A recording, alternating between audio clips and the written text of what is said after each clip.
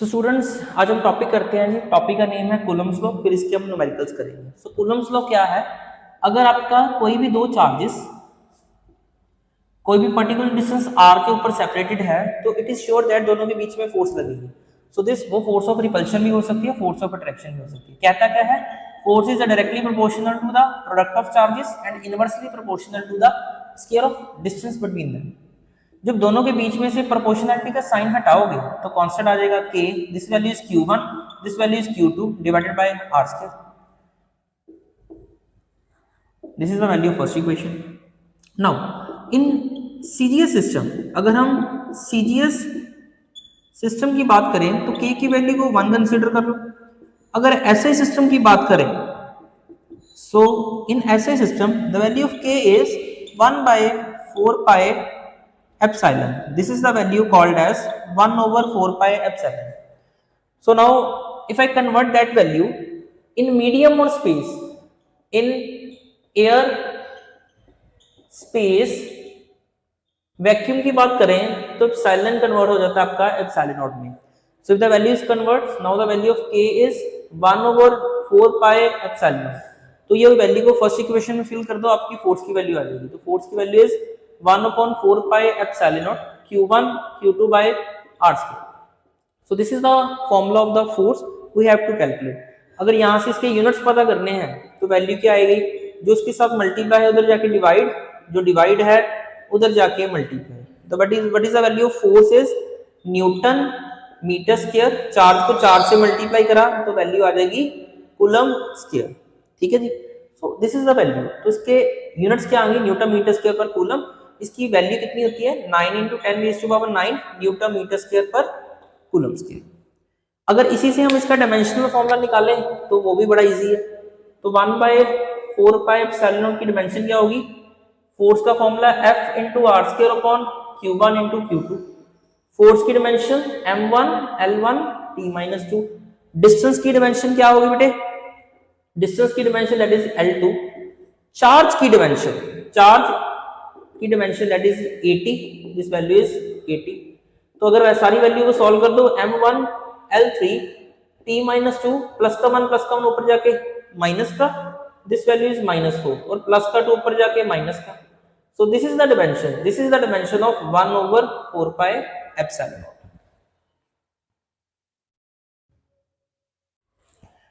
So hello students, today we are going to start next topic, that is a type 1 numericals. जो हमने last करा था Coulomb's law करा था। तो कूलम्स लॉ में जब हमने सिखाया था कि आपके अकॉर्डिंगली जो न्यूमेरिकल्स है उसके अकॉर्डिंगली कूलम्स लॉ के क्या न्यूमेरिकल्स आएंगे, दैट इज अ पार्ट।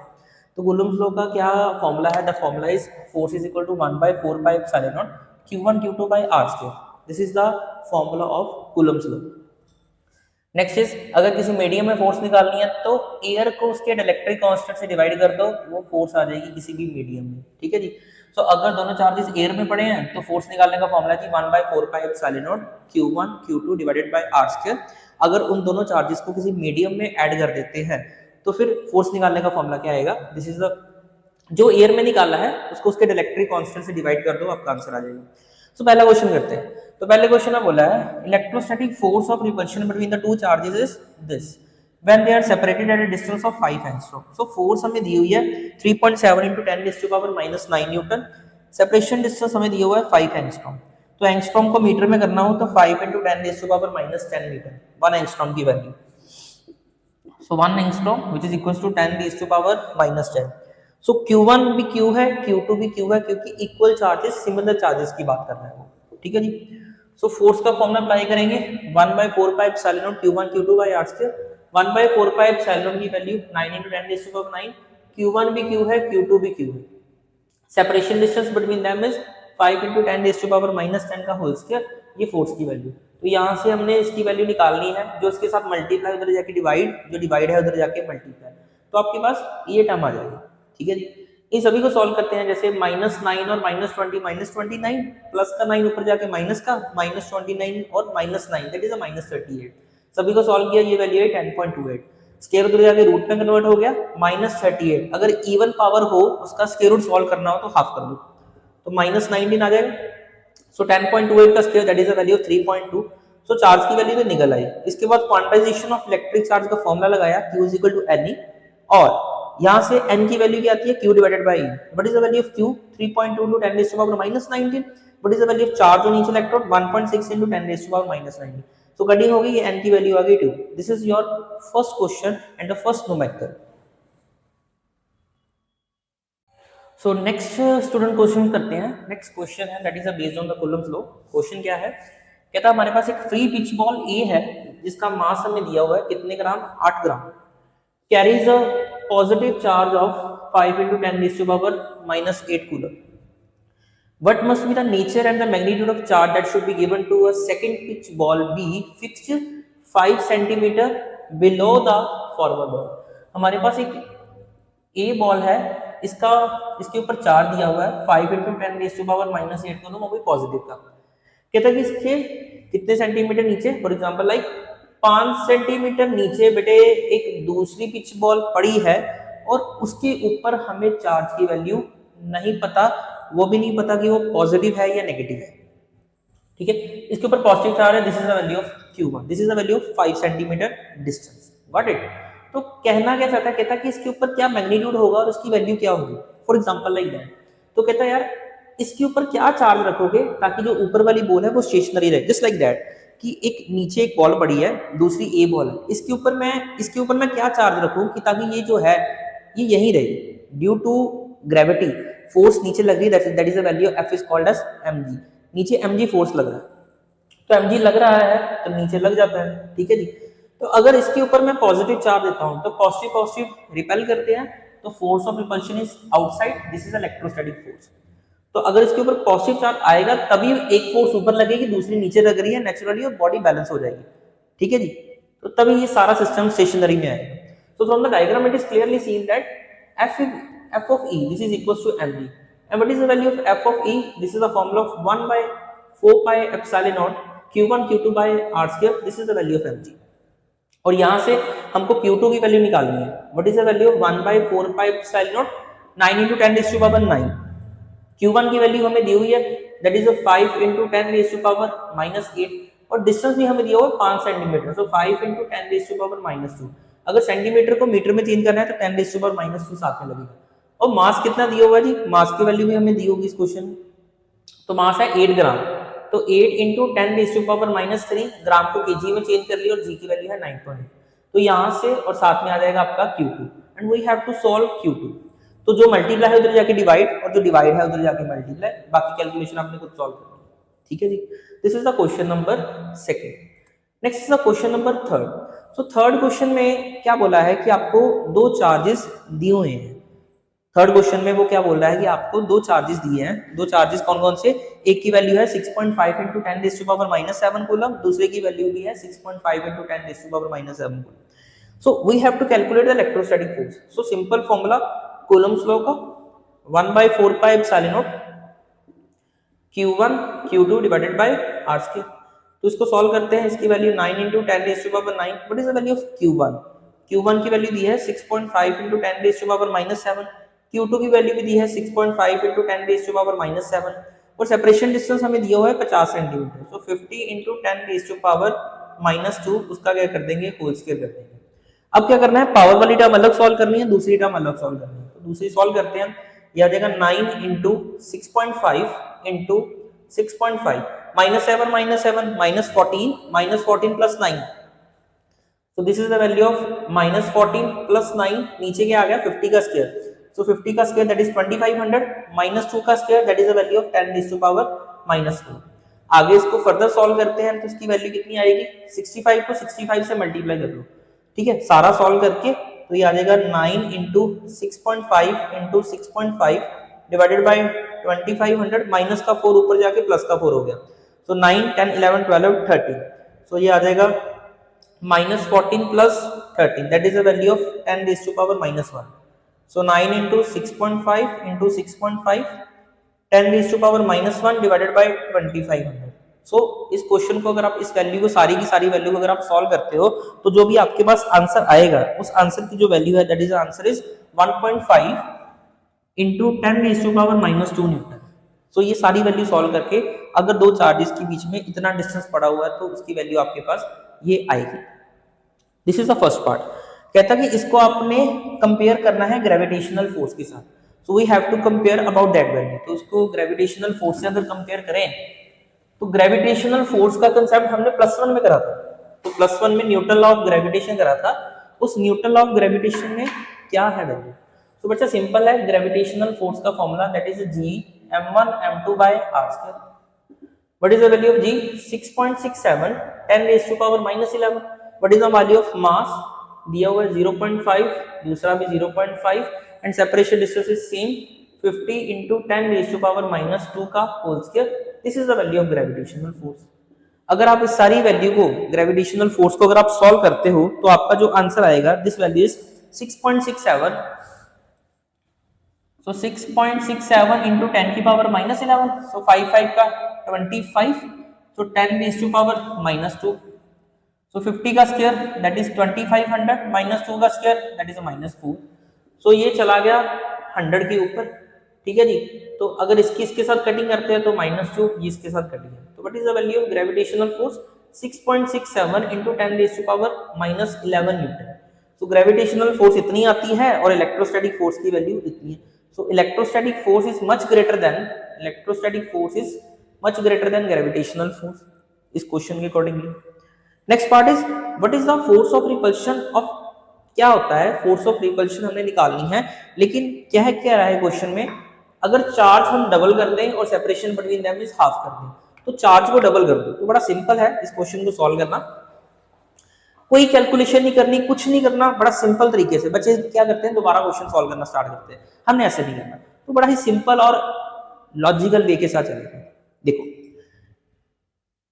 वो क्या कह रहा है, फोर्स निकालनी है, ठीक है जी। Formula is K Q1 Q2 by r²। तो चार्ज इज डबल, अगर चार्ज डबल है तो इसकी वैल्यू भी 2Q है, इसकी वैल्यू भी 2Q है, और सेपरेशन डिस्टेंस दोनों के बीच में कितना है, वो हाफ हो जाएगा। So that is value of r/2 का होल स्क्वायर। अगर इसको सॉल्व करते हैं बच्चा तो क्या आ जाएगा, K into 2 का 4 आगे आ गया, that is the value of Q²। ये आ जाएगा r² into 4, तो दोनों का स्क्वायर किया ना, तो 2 का स्क्वायर 4 ऊपर चला गया, तो ये 4 का 16 K Q² by r²। तो एयर के पुराने के कंपेरेटिवली कितनी टाइम्स वैल्यू बढ़ गई थी, अगर चार्ज को डबल करते हैं, डिस्टेंस को हाफ करते हैं, 16 टाइम्स।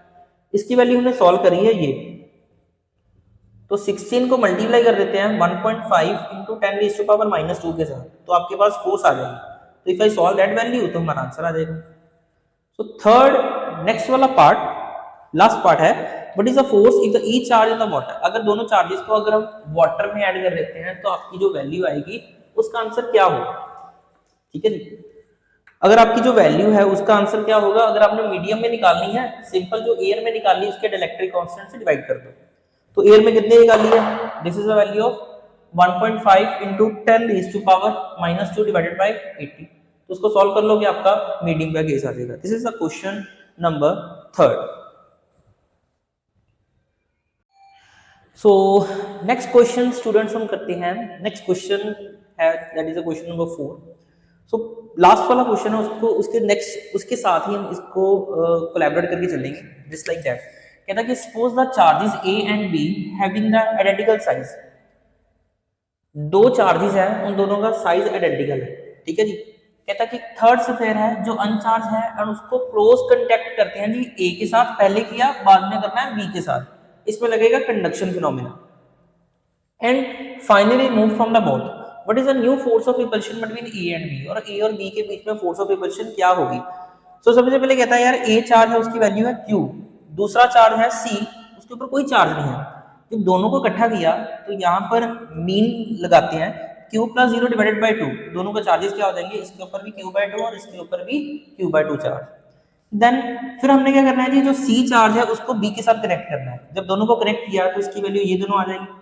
सो कैसे आई, that is the value of, this is the value like that, Q + Q/2 divided by 2। तो सॉल्व किया, इसकी वैल्यू आती है that is the value of 3Q/4। तो दोनों के ऊपर A के ऊपर चार्ज आ गया जी 3Q/4, C के ऊपर चार्ज आ गया 3Q/4। फोर्स का formula 1/4 pi epsilon not Q1 Q2 by r²। So A के ऊपर सोने चार्ज है Q/2 और दूसरे दूसरा जो स्फीयर है उसके ऊपर चार्ज कितना है, that is the value of B, उसके ऊपर चार्ज है 3q/4। दोनों वैल्यू को यहाँ पर सब्स्टिट्यूट किया, सॉल्व करते हैं 3, सो 4 2 का 8, 3/8 बाहर निकाल दिया, इसकी वैल्यू क्या बच गई 1/4πε0 q²/r²। लास्ट वाले न्यूमेरिकल में इसकी वैल्यू सॉल्व करी थी, उसकी वैल्यू कितनी है 1.5 × 10⁻⁻²। तो सारे को वैल्यू को सॉल्व करते हैं तो आपका ये आंसर आ जाएगा। This is the question number 4 based on the Coulomb's law.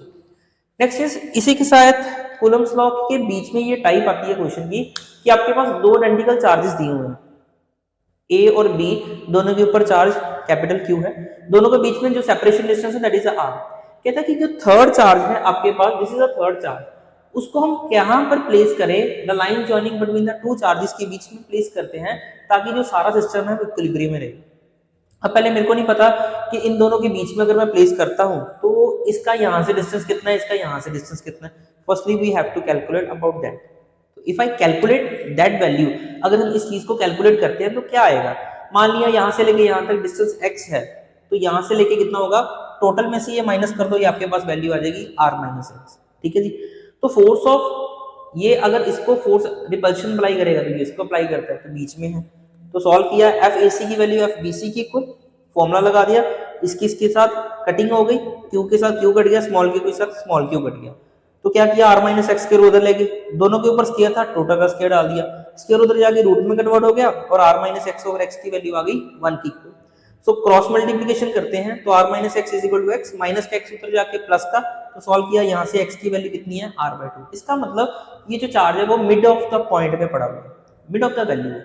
अब हमको रिलेशन निकालना है q का स्मॉल q के साथ क्या रिलेशन है, ध्यान से समझते हैं। इसकी वैल्यू तो पता कर ली, इसकी पोजीशन तो पता कर ली जी, सेंटर में पड़ा हुआ है। अब ये भी पता करते हैं इसके ऊपर चार्ज क्या है, पॉजिटिव है या नेगेटिव। एग्जांपल, इसने इसको रिपेल किया, पॉजिटिव पॉजिटिव रिपेल करता है जी फोर्स बाहर को। अगर इसके ऊपर भी मैं पॉजिटिव चार्ज देता हूं तो ये और तेजी से आगे जाएगा, तो जो आर डिस्टेंस है जो हमने मेंटेन करके चलना है वो नहीं मेंटेन हो पाएगा। तो फिर क्या करेंगे, इसके ऊपर नेगेटिव चार्ज प्लेस करने के साथ क्या होगा कि अगर ये इसको रिपेल करता है तो ये इसको अट्रैक्ट कर लेगा। अगर इसने इसको रिपेल किया बाहर लगा के तो इसने इसको अपनी तरफ अट्रैक्ट कर लिया, तो charge is in that point, charge बीच में रहेगा।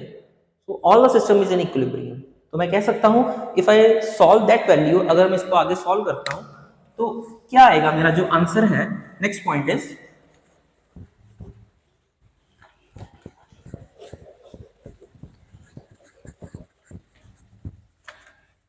सो देखो सेंटर में पड़ा है, तो मैं कह सकता हूं जो फोर्स ऑफ रिपल्शन है, force between AB which is equal to the force between CB, that is the force of attraction, this is the force of repulsion. Formula 1/4πε0, this value is q into q divided by r square. This value is 1/4πε0 q into small q divided by, that is the value is r-x। इसके साथ ये cut गया, इसके साथ ये cut गया, ठीक है जी। q divided by r square, this is the value small q, what is the value, x की वैल्यू हमने कितनी निकाली है जी, x की वैल्यू निकाली r/2। If I put that value, so x की वैल्यू है r/2, अगर इसको मैं फर्दर सॉल्व कर लूं तो q²/r², तो ओवर 1 लगा के this is the value of, तो यहां पर भी क्या आता है r² × 4 आ जाएगा, तो q के साथ q कट गया, यहां sorry this is the value of small q, तो यहां पर वैल्यू नहीं कटती, तो क्या कटता है r² के साथ r² कट गया। अगर मैं स्मॉल क्यू की वैल्यू निकालूं तो जो भी आपका कैपिटल क्यू का चार्ज होगा उसके 1/4 हो जाएगा। ये कब है, जब दो आइडेंटिकल चार्जेस पड़े हैं और थर्ड चार्ज हमने उस पोजीशन पे रखा, उस पोजीशन पे रखो the line joining between the two charges so that all system is in equilibrium, तो ताकि सारा का सिस्टम आपका इक्विलिब्रियम में आ जाए।